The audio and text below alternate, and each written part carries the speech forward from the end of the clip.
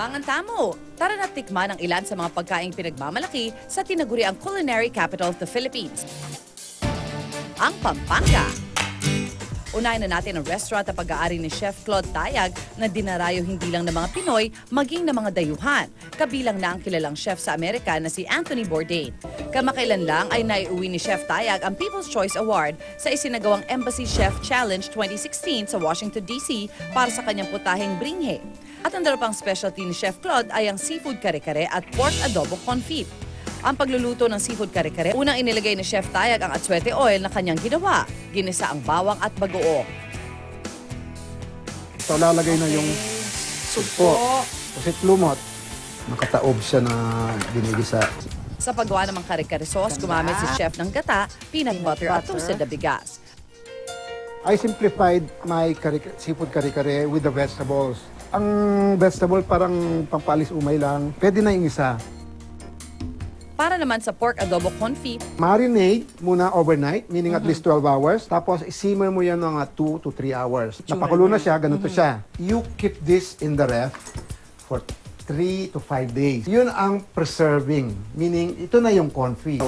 tsaka pinirito ni Chef ang pinakulaang karne. First side, lalagyan ko ng 1 tablespoon of adobo sauce. Hanggang masunog-sunog. At ito na ang naging pork adobo confit served with grilled talong at mango salsa. Hindi naman dapat palagpasin sa restaurant na ito ang masarap na tsokolate baterol. Dapat din daw matikman dito ang Kapampangan cuisine ni Chef Sao del Rosario, ang maya-maya mayonesa at lobster gambas. Ipapreserve natin yung ulo. Pag tinanggal mo, dapat walang natitirang laman sa ulo. Tsaka yung tail, ipapreserve namin to. Tapos ito, lalagay mo lang sa steamer o pwede mong pakulo. And then, tagal yung balat, himay-himay mo pag malamig na. Ito na yon, himay na siya. Yeah. So, lagyan natin ng pickles, bell pepper, maganda rin yung green, onion, capers, olives, bell pepper, red, carrots. Boiled egg po ito. Hiniwalay ni Chef yung yolk from the white. Lagyan natin ng salt. And then pepper.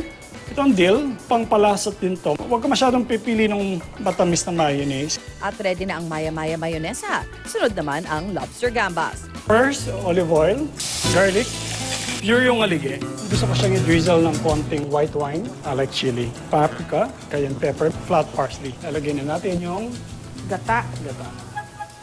Konting lemon. Kaya mga kapuso, isama na ang buong pamilya at lumayo sa Pampanga para sa isang masayang food trip.